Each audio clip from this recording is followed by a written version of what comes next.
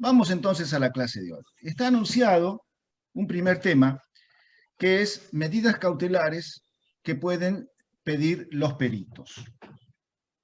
Ustedes recuerden que el proceso, si hay algo que consume, es tiempo. Generalmente no poco tiempo.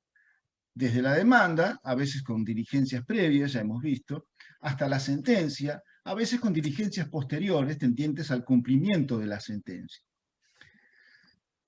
Ahora bien, el perito puede solicitar y obtener alguna medida cautelar durante el proceso. Recuerden que el ejemplo de medida cautelar paradigmático es un embargo. Un embargo afecta un bien, digamos así, no del todo correctamente, pero para que se entienda, individualiza e indispone un bien en el patrimonio de alguien considerado deudor. El perito, la perita, ¿es acreedor? ¿Es acreedora de alguien en el proceso? Claro que sí. Es acreedora, ya hemos visto, de aquellos que deben sus honorarios. De manera que si el perito o la perita son acreedores y quienes deben sus honorarios son, en la contracara, son deudores, están dadas las condiciones como para que el perito o la perita pueda pedir y obtener una medida cautelar. Si ya el perito, la perita, tiene devengados sus honorarios, fíjense que estoy usando terminología técnica, la que explicamos en la clase pasada. Si tiene devengados sus honorarios y nada más, es decir, no están regulados ni mucho menos firmes, lo que puede hacer el perito o la perita es solicitar una medida cautelar si se cumplen los requisitos. Es muy aconsejable para esto consultar a un abogado. Pero para decirlo de alguna manera y no dejar con la incógnita, tiene que mediar concretamente, habiendo un honorario devengado por el perito o la perita, tiene que mediar lo que se conoce como peligro en la demora. ¿Qué sería un peligro en la demora? Y hay sospechas que alguno de los deudores se está como insolventando, es decir, está disminuyendo su capacidad de pago, su patrimonio se está enmagreciendo. Si se alega y se demuestra prima facie esta circunstancia, sumada a la verosimilitud del crédito que tiene el perito o la perita por haber devengado sus honorarios, entonces el juez, la jueza podrá disponer a pedido del perito o de la perita una medida cautelar, un embargo, por ejemplo, para proteger ese crédito por honorarios, para que cuando llegue el momento en que sea exigible, existan bienes en el patrimonio de quien deba pagar estos honorarios. Cuando el honorario está regulado y firme es más fácil todavía para el perito o la perita, porque ni siquiera tiene que demostrar el peligro en la demora. Estando regulado y firme el honorario, directamente cabe una medida cautelar sin mayor demostración que la sola regulación firme. De manera que con este punto, así dicho rápidamente, así bosquejado rápidamente, queda cubierto el ítem de las medidas cautelares que puede pedir el perito. Tal vez pasé por alto algo, un eslabón intermedio, y es esto, ¿no? Les decía que el proceso dura mucho y que ese pasaje del tiempo puede perjudicar el derecho que se quiere hacer valer. Entonces, acá, ¿quién sería el perjudicado por el paso del tiempo? ¿El perito o la perita? ¿En qué consistiría ese perjuicio? En que no está cobrando los honorarios que han sido devengados, en su caso, o regulados y firmes en el otro extremo, y ese paso de tiempo con un honorario ahí sin cobrar puede ser peligroso porque pueden reducirse, como decía, ante la insolventación de los deudores, la chance de cobro. Por eso que el perito puede solicitar medidas cautelares, el perito, la perita puede solicitar medidas cautelares para proteger su crédito por honorarios. El segundo tema de hoy es el de los recursos que pueden plantear los peritos. Ya hemos visto que los recursos son actos procesales tendientes a impugnar, a cuestionar, a atacar resoluciones judiciales. Las resoluciones judiciales no tienen por qué ser necesariamente correctas. Los jueces, las juezas son seres humanos, obvio. Con lo cual, casi Es una tontería decirlo así, pero es para terminar de graficar el concepto. Como humanos que son, cometen errores, por eso los recursos. Los recursos, finalmente, ¿son una garantía contra los errores? No, porque los que resuelven los recursos son otros jueces y juezas que también pueden equivocarse, pero bueno, es mejor que nada. Es más, en aquellos fueros u organizaciones judiciales donde escasean los recursos, allí donde hay muchos jueces y juezas que se saben que son los dueños de la última palabra, crece el autoritarismo, por alguna clase de razón misteriosa. Todos quienes no sabemos que tenemos la última palabra o creemos que tenemos la última palabra, por ahí descuidamos dar las razones de nuestras decisiones. Total, como somos la última palabra, por eso los recursos. Y por eso quienes adoptan decisiones sabiendo que pueden ser recurridas, tal vez se esmeren un poquito más en fundar, en dar motivos que justifiquen sus decisiones. Los peritos, entonces, ¿pueden usar recursos? Claro, ciertamente que sí pueden, en diversas situaciones. Por ejemplo, hemos hablado en su momento del pedido de anticipo para gastos. Hemos dicho que el perito, la perita tiene que pedirlos a estos gastos anticipados de manera fundada, dar las razones por las cuales son necesarios. En definitiva, el juez, la jueza, fija el importe de este anticipo para gastos. Pero supongamos que no lo fijara, que no hiciera lugar al pedido del perito. O supongamos que hiciera lugar al pedido del perito o la perita, pero en medida menor, por menos cantidad de dinero. Evidentemente, el perito o la perita que pidió y que pidió más puede sentirse menoscabado por una resolución que no le es enteramente favorable. Y tiene a la mano lo que se conoce como recurso de reposición. El recurso de reposición, y hago aquí un pequeño paréntesis, como el instrumental de un cirujano en un quirófano, contra diferentes resoluciones, caben diferentes recursos. No hay un solo recurso.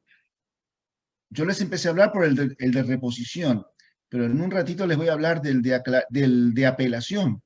Y un poquito después les voy a hablar de otro, del de aclaratoria. Es decir, hay varios tipos de recursos, tampoco tantos, pero varios tipos de recursos.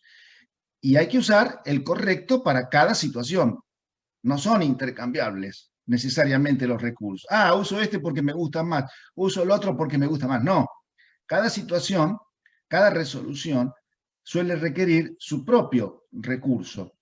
No va cualquiera. Bueno, volvamos entonces. Contra la decisión del juez o la jueza que no hace lugar al pedido de anticipo para gastos o hace lugar en medida menor, cabe el recurso de reposición. Debe plantearse dentro del plazo de 3 días, desde notificada la resolución que no hace lugar al pedido o hace lugar en medida menor, dentro del plazo de 3 días y fundado. Es decir, hay que presentar un escrito planteando recurso de reposición y diciendo por qué la resolución que no hizo lugar al pedido o hizo lugar en medida menor es injusta. ¿Cuáles son las razones? ¿Dónde está el error de esa decisión que no hizo lugar al pedido o hizo lugar en medida menor? La particularidad de todo recurso de reposición, por ejemplo este, que estamos hablando ahora, es que el encargado de resolver ese recurso es el mismo órgano judicial, el mismo juez o la misma jueza que emitió la resolución recurrida. El mismo juez, la misma jueza que no hizo lugar al pedido de anticipo para gastos o que le hizo lugar pero en menor medida, es el mismo que va a estar llamado a resolver sobre este recurso de reposición, que funciona entonces como una especie de revisión, de auto-reexamen por parte del juez o la jueza que emitió la decisión recurrida. ¿En qué situaciones puede, por ejemplo, el perito o la perita apelar? ¿Qué es otro recurso? El recurso de apelación, diferente del recurso de reposición al que me acabo de referir. ¿Puede apelar el perito o la perita? Sí, puede apelar. ¿En qué situaciones? La primera situación típica es que puede apelar contra la resolución judicial que regula sus honorarios. Otra terminología técnica, regulación de honorarios, me remito a la clase anterior. El perito o la perita es notificada de la regulación de honorarios y considera que el monto dinerario de su retribución, el monto del honorario, es exiguo, es escaso, no es justo, no está acorde con el mérito de su tarea pericial. Entonces, ¿qué puede hacer? Plantear un recurso de apelación. Tiene que presentar un escrito y alcanza con que el escrito contenga una fundamentación muy escueta. Alcanza con decir, apelo por bajos mis honorarios regulados en tal fecha. La fecha de la resolución que regula los honorarios. Con eso ya está planteado el recurso de apelación. Para plantearlo, el plazo es de 5 días, desde notificada, contados estos 5 días, desde notificada la regulación de honorarios. Otra decisión que el perito o la perita puede apelar es la que lo removiera del cargo. Supongamos que el juez o la jueza llegan a la conclusión de que el perito o la perita han sido negligentes. ¿Se acuerdan cuando explicamos el concepto de negligencia? Que tiene como contracara en la vereda de enfrente el de diligencia. Perfecto. Supongamos que entonces el juez o la jueza estiman que el perito o la perita han sido negligentes, no han cumplido, por ejemplo, el perito fijó una fecha según el juzgado, una fecha para el examen pericial y sin ninguna causa justificada no hizo el examen pericial, o la razón que fuera, con acierto o con error. Lo cierto es que el juzgado, el juez, la jueza, interpreta que el perito o la perita ha sido negligente y la remueve. Sabemos que eso puede acarrear consecuencias muy negativas, por de pronto la pérdida de honorarios que ya se hubieran devengado desde la aceptación. Ya nomás con eso alcanzaría para generar perjuicio al perito o a la perita. Bueno, frente a esa decisión del juez o de la jueza que remueve al perito o a la perita, cabe un recurso de apelación. Otra vez, el plazo para interponerlo es de 5 días contados desde la notificación de la resolución que remueve al perito o a la perita. Y hoy por hoy, también cabe que el mismo escrito de interposición de la apelación contenga los fundamentos por los cuales se considera que la remoción ha sido injusta. En el ejemplo que di del examen pericial, se podría argumentar que si el examen pericial fracasó, no fue por culpa, por negligencia del perito o de la perita, sino porque las partes que habían sido citadas no concurrieron. Sería una línea argumentativa, una línea argumental, digamos. Pero estoy solamente imaginando situaciones, ¿no? Entonces, el recurso de apelación, ya lo estamos viendo, contra honorarios, contra remoción. ¿Qué más? Cualquier decisión judicial que afecte al perito y que contenga conceptos oscuros o errores materiales, conceptos oscuros cuando no se entiende qué es lo que se ha querido decir o qué es lo que se ha querido fundamentar. Error material significa que hay una cuestión, por ejemplo, de tipeo. Se quiere poner 10.000 y se pone 1.000 o cosas así, de ejecución. Por eso se dice error material, de mera ejecución. Cuando se trata así de errores materiales, de oscuridades, en cualquier resolución judicial dirigida al perito o a la perita, lo que cabe es un recurso de aclaratoria para que se esclarezca el concepto oscuro, se corrija el error material. El recurso de aclaratoria también está previsto para omisiones contenidas en la resolución judicial. Ejemplo, la regulación de honorarios determina honorarios para los abogados, pero no para el perito o la perita. Es decir, hay una omisión en esa regulación de honorarios, porque sin ninguna razón no están regulados los honorarios del perito o de la perita, y sí los de otros profesionales. También cabe, entonces, en esa situación, el recurso de aclaratoria. Con lo cual, el recurso de aclaratoria cabe para 3 situaciones. Para corregir errores materiales de mera ejecución. Ejemplo, un perito es de apellido González y la resolución judicial dice, regula los honorarios del perito García. No, perdón, aclaratoria, porque hay un error no conceptual, sino de ejecución. González, García, parece que alguien consideró que por ser apellidos frecuentes, por así decirlo de alguna manera, bueno, son fungibles. No, no son fungibles, no son intercambiables. Uno es González, otro es García. Entonces, es un error, se entiende, material, de ejecución, no conceptual. Entonces, rebobino, el recurso de aclaratoria procede contra errores materiales, en caso de conceptos oscuros, o en caso de omisiones contenidos en la resolución judicial que se está atacando. Cuando ustedes se enfrentan con uno de estos defectos, el recurso idóneo es el de aclaratoria, que se plantea también fundado, es decir, conteniendo las razones, los motivos por los cuales se interpone, dentro del plazo de 3 días. Hasta acá vamos, reposición 3 días, aclaratoria 3 días, apelación 5 días.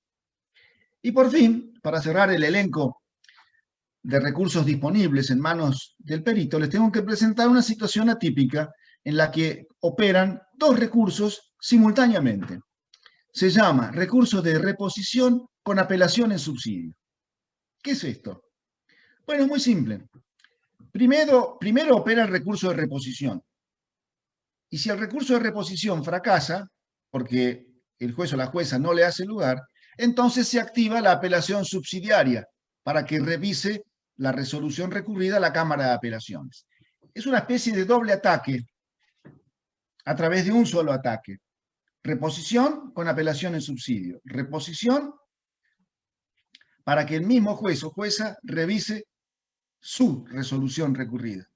Pero si no hace lugar al recurso de reposición, se activa la subsidiaria apelación, para que ahora la Cámara de Apelaciones revise la resolución recurrida.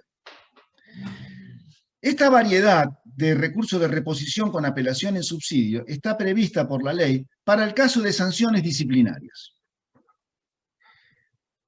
Para quienes quieran bucear un poco en esto, les digo dónde lo pueden encontrar: en la Ley Orgánica del Poder Judicial de la Provincia, que es la Ley 5.827, 5827, en su artículo 74. Allí, en esa norma, esa ley establece qué sanciones disciplinarias pueden aplicarse a todos los profesionales que intervengan en el proceso: abogados, abogadas, peritos, peritas, todos los profesionales, por actos de inconducta, lo que fuera, que merezca una sanción disciplinaria. Lo cierto es que si por ventura el perito o la perita fueran sancionados con un apercibimiento, con una multa. Perdón, Toribio, una pregunta. ¿Qué ley dijiste recién, por favor? ¿Qué número? Ley, sí, 5827, 5827. Es la ley orgánica del Poder Judicial. Ley orgánica, orgánica es por los órganos judiciales.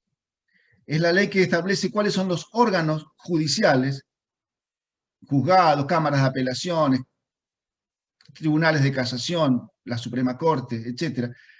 Regula todos los órganos, su funcionamiento, su composición, en la provincia de Buenos Aires. ¿Quiénes son los? Cuando digo órganos, estoy diciendo, no estoy hablando de las personas de carne y hueso, los jueces, sino de las, ¿cómo decirlo?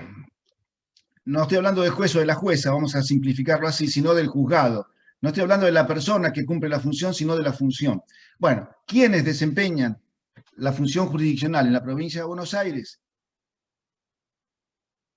El funcionamiento y una serie de cuestiones más que tienen que ver con el formato de quiénes son los que imparten justicia, digamos así, está en esa ley 5827. Bueno, les decía que esa ley tiene un artículo, el 74, que establece que contra las sanciones disciplinarias que se apliquen a los profesionales cabe un recurso de reposición con apelación en subsidio. El plazo es para interponer esta variante doble, digamos, 2 en 1, es de 5 días, de acuerdo a ese artículo. Con esto hemos visto un pantallazo de las distintas posibilidades recursivas en manos del perito o de la perita. Vamos ahora a la prueba pericial en el proceso laboral. No tiene ninguna particularidad específica diferente de lo que hemos visto. El dictamen pericial debe ser presentado antes de la audiencia de vista de causa, ustedes lo saben, con antelación suficiente, para que las partes lleguen a la audiencia de vista de causa con conocimiento del dictamen pericial y en la audiencia de vista de causa, a la que deberá asistir el perito o la perita, poder formular pedidos de explicaciones, de aclaraciones, eventualmente impugnaciones. De manera que la mecánica del procedimiento probatorio pericial que hemos explicado no cambia en el proceso laboral en la provincia de Buenos Aires. Lo único que es distinto en el fuero laboral de la provincia de Buenos Aires es lo siguiente. Para designar un perito en el fuero laboral bonaerense, primero hay que acudir a los peritos de lista, o sea, ustedes, cuando prueben el curso y se inscriban. Solo en defecto, cuando no hay peritos de lista en una incumbencia profesional determinada, recién en defecto de peritos de lista puede acudirse a los peritos oficiales a sueldo del Poder Judicial. Exactamente al revés que como era en el fuero civil y comercial, contencioso administrativo y familia. De familia, perdón, dejémoslo, es otra historia, le voy a decir a continuación. Exactamente al revés como es en el contencioso administrativo y en el fuero civil y comercial. Recordemos que en estos dos últimos fueros, primero los jueces y juezas tienen que tener en cuenta a los peritos oficiales y en su defecto, recién los peritos de lista. Por alguna razón misteriosa, esto se invierte en el fuero laboral. No hay mucho más para decir en cuanto a la prueba pericial en el proceso laboral. Repito, el procedimiento probatorio pericial es el mismo, cambia este orden de prelación para la elección del perito o la perita. ¿Y qué pasa con la prueba pericial en el proceso de familia? Lo mismo que acabo de decir en cuanto al procedimiento probatorio pericial. No cambia, es el mismo. El dictamen pericial tiene que ser presentado antes de la vista de causa con antelación suficiente para que las partes tomen conocimiento de él y puedan llegar a la audiencia de vista de causa en condiciones de pedir explicaciones, aclaraciones, de impugnar eventualmente el dictamen, estando el perito o la perita presente en la audiencia de vista de causa para expedirse sobre estos pedidos e impugnaciones. La única característica distintiva es que cuando hay que hacer una prueba pericial en el proceso de familia, primero van a actuar como peritos los integrantes del cuerpo técnico auxiliar. ¿Qué es el cuerpo técnico auxiliar? Es un grupo de peritos, psicólogos, trabajadores sociales, que trabajan dentro del juzgado de familia, ya no dentro del Poder Judicial, como los peritos oficiales, en general. Trabajan dentro, son dependientes del juez o la jueza de familia. Entonces, si en los procesos de familia hay que hacer una prueba pericial, en primer lugar van a salir al cruce de este trabajo los peritos que integran el cuerpo técnico auxiliar perteneciente al juzgado de familia. En su defecto, hay que acudir a los peritos oficiales, a sueldo del Poder Judicial, pero no trabajando en forma dependiente del juez o la jueza de familia. Y por último, en su defecto también, recién hay que acudir en el fuero de familia, para los procesos de familia, a los peritos de lista. En resumen, ¿cómo sería? Civil y comercial, contencioso administrativo. Primero peritos oficiales, después peritos de lista. Fuero laboral, se invierte. Primero peritos de lista, después peritos oficiales. Proceso de familia, fuero de familia. Primero cuerpo técnico auxiliar, después peritos oficiales, después peritos de lista. Estamos terminando la clase de hoy. Queda explicar un tema un solo tema, que es la pericia arbitral. ¿Qué es la pericia arbitral? Antes que también ¿me escucha?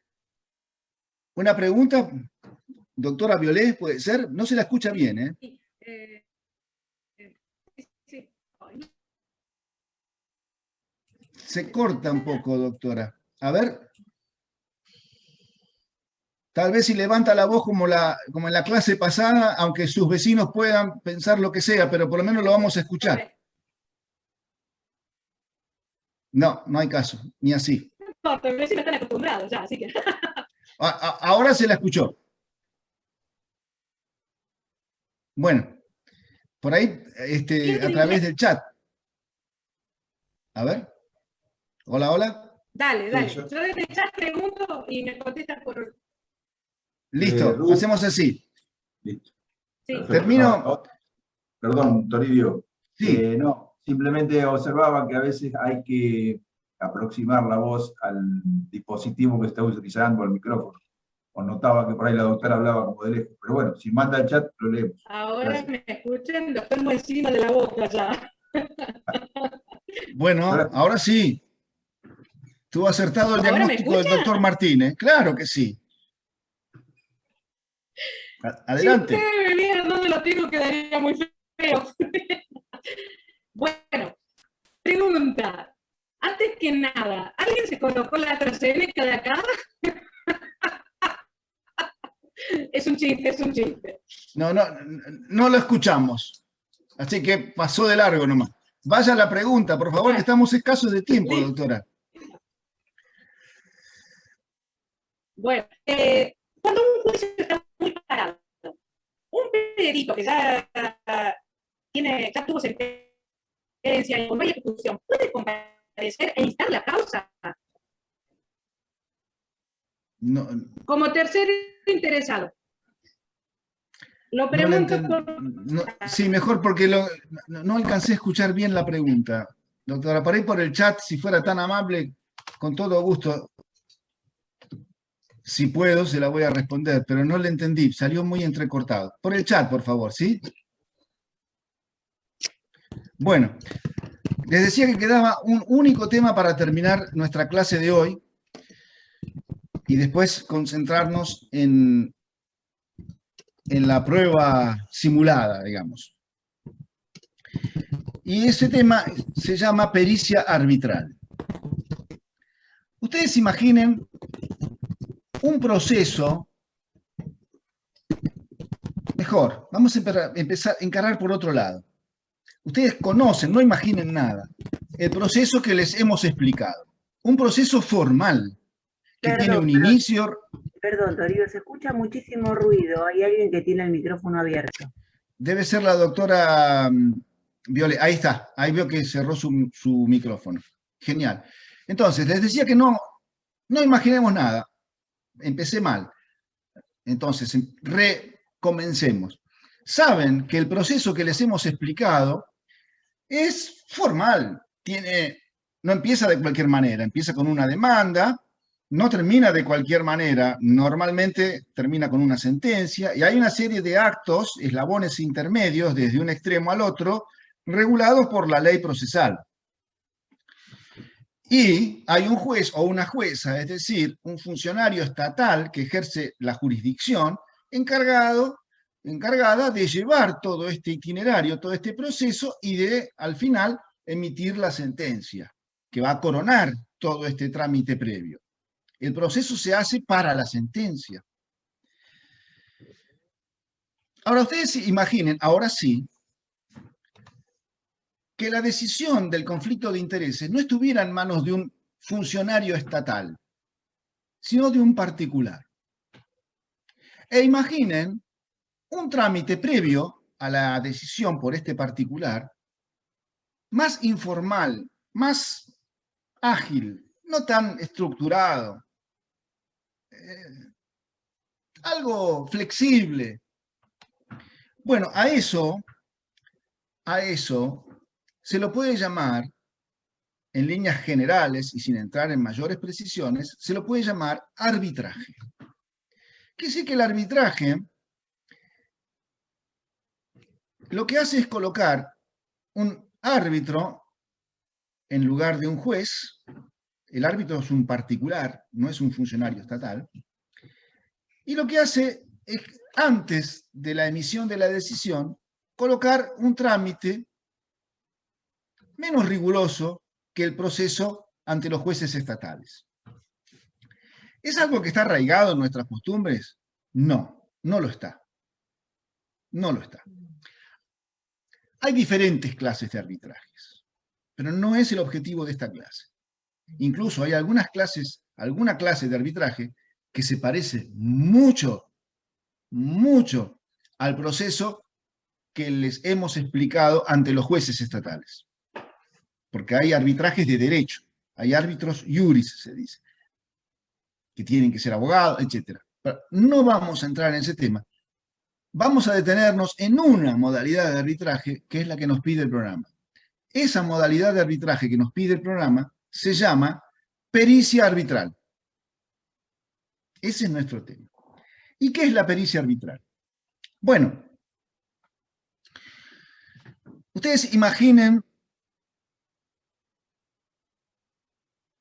que existe un conflicto de intereses. Por ejemplo, si la mercadería que hemos comprado se ajusta o no se ajusta a la calidad esperable según el precio que hemos pagado.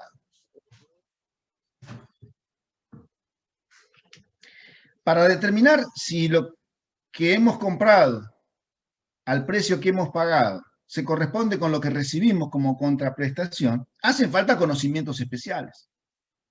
Tiene que ser un técnico, no sé, un arquitecto, un ingeniero civil. No un juez, no un abogado, un especialista en la temática. Esta mercadería, estos materiales que compramos, estoy pensando en materiales para la construcción, no lo aclaré, para ahí yo iba con mi cabeza por un lado, pero no exterioricé. Materiales para la construcción, imaginemos, ¿no? Por eso lo de arquitecto, por eso lo de ingeniero civil. Lo que pagamos, ¿se corresponde con lo que nos dieron? Para esto, para un conflicto como este, mejor una persona idónea que un experto en leyes. Y además mejor que el trámite previo a la decisión sea más flexible, más informal. Por eso es que la ley prevé la posibilidad de que las partes acuerden, si hay un conflicto de intereses sobre la calidad de esta mercadería, de estos materiales, para la construcción, por ejemplo, para la construcción, si se ajustan o no a lo que era esperable, dado el precio pagado, las partes pueden acordar, en lugar de ir a juicio ante un conflicto de intereses, someter la decisión a un perito árbitro. ¿Qué va a hacer el perito árbitro? Va a recolectar la información de ambas partes y va a emitir una decisión, que es una especie de dictamen pericial, porque básicamente estamos hablando de un experto en un área de conocimiento. Va a ser un dictamen pericial. ¿Eh? ¿Puedo interrumpir un segundo? Esto Sí, es cómo en no. el caso de cosas, ¿sí? Y Sí. en el caso de servicios, porque También. en general suele pasar muchísimo en las telco, que son las empresas de telecomunicaciones, que dicen, te doy tantos gigas y te dieron la mitad. Tenés tal velocidad de subida, tenés la mitad de bajada. Un montón de cosas técnicas que Sí. en general uno se remite a lo que es la ENACOM. Y ahí es donde se da mucho, y las empresas de tecnología. El problema, ahora llego a ese punto, la respuesta preliminar es sí, para todo tipo de conflicto de intereses. Yo estoy ejemplificando con una situación para transmitir el concepto. Entonces, llegamos a que es un conflicto de intereses muy puntual. La mercadería, ¿se ajusta o no se ajusta a la calidad esperable, según el precio pagado? Una vez más. Es una cosa muy puntual. Para resolver eso, hace falta tener conocimientos específicos en esa materia.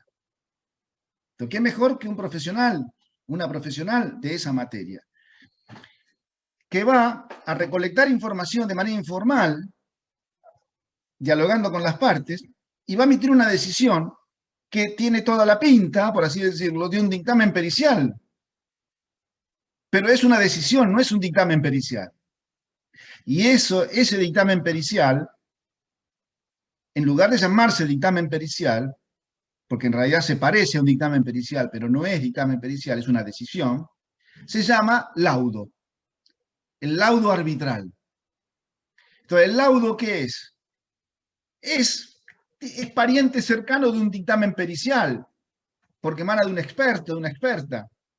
Pero también es pariente cercano de una sentencia judicial, porque contiene la decisión para el conflicto de intereses. Ahora, ¿cuál es el punto flaco de todo esto? Y con esto avanzo en la respuesta a nuestra compañera, alumna, cursante Viegas. El problema es que tiene que haber acuerdo de partes para llegar a este tipo de solución. En el Código Civil y Comercial, el arbitraje está regulado como un contrato. Entonces, si las partes no se ponen de acuerdo en acudir a este mecanismo extrajudicial, privado, para resolver el conflicto de intereses, es difícil que este mecanismo pueda activarse.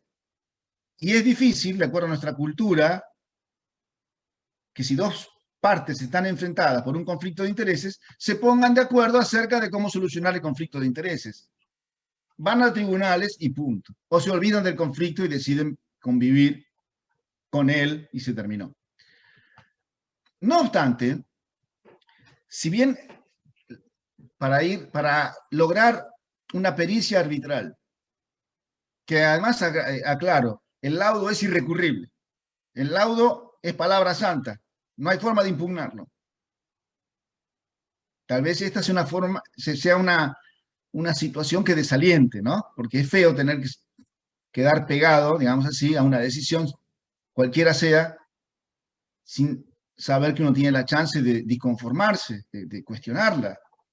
También se puede equivocar el perito árbitro, la perito árbitro. Bueno, el punto flaco es que las partes tienen que ponerse de acuerdo para llegar a este mecanismo. Pero excepcionalmente, hay situaciones donde la ley manda o da la posibilidad para que esto da pie, para que esto sea decidido así. No hace falta más. No les voy a dar ejemplos, pero sepan ustedes que como regla tiene que haber un acuerdo para llegar a una pericia arbitral. Excepcionalmente, los jueces pueden disponer que las partes acudan a una pericia arbitral, haciendo una suerte de desvío. Ejemplo, si se trata de una rendición de cuentas, que es un trámite judicial muy complejo, alguien administra un dinero ajeno durante cierto tiempo y después tiene que rendir cuentas. Puede ser muy engorroso, papelito por papelito, rubro por rubro. Puede ser muy engorroso. Entonces, en esos casos, el Código Procesal, en el artículo 514, para aquellos que quieran indagar, permite a los jueces, a las juezas, derivar el conflicto de intereses hacia una pericia arbitral. Pero es raro que la ley llegue a estos mecanismos, o permita llegar a estos mecanismos, forzando a las partes. ¿Por qué? Porque de acuerdo al Código Civil y Comercial de la Nación, el arbitraje es un contrato, tiene que haber consenso, no imposición para llegar a esta forma de resolver los conflictos. Bueno, y con eso terminamos la clase de hoy. No sé si está la pregunta de la doctora Violé en el chat, me voy a fijar. Ahí está. Dice, muchas veces sucede que la causa se paraliza por falta de interés de las partes o negligencia. Luego de realizada la pericia, el perito puede comparecer como tercero interesado. ¿Puede comparecer como tercero interesado en instar la causa? Ya sea antes de la sentencia o después de la sentencia. Tengo muchos amigos de peritos que quedaron sin expectativa de percibir sus honorarios porque las partes no instan el juicio o acordaron paralelamente sin declararlo en la causa. Todas estas circunstancias desalientan la participación de los peritos y no es bueno para todo el sistema de justicia. No, el perito, la perita, no tiene interés en que el proceso avance y se llegue hasta la sentencia. El interés, en todo caso, es que pueda cobrar sus honorarios.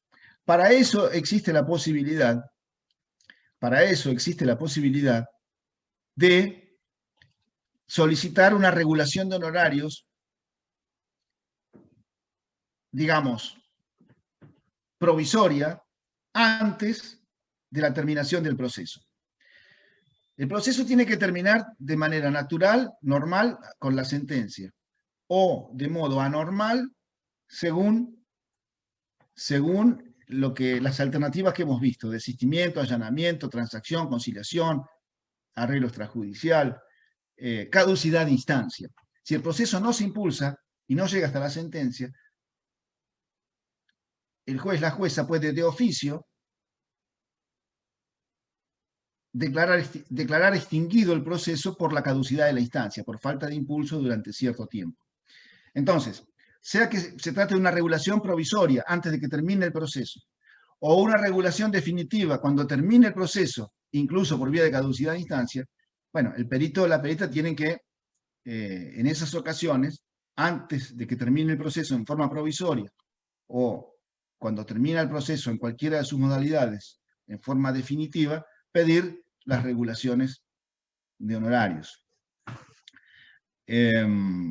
Si hay un acuerdo extrajudicial, el proceso bien puede terminar por caducidad de instancia, si no se pone de manifiesto, y entonces, terminado el proceso, podrá el perito o la perita requerir una regulación de honorarios definitiva. Lo que sí puede hacer el perito o la perita, dado que la caducidad de la instancia por falta de impulso puede ser decidida de oficio, es decir, de propia iniciativa, por el juzgado, lo que puede hacer el perito, la perita, no es pedir que se declare la caducidad de instancia, porque no es parte. Pero sí lo que puede pedirle al juez o a la jueza, como a suerte de recordatorio o marcapasos: señor juez, señora jueza, fíjese que este proceso no se está moviendo y ya pasaron holgadamente los tiempos para declarar la caducidad de instancia. Le pido que de oficio declare usted la caducidad de instancia.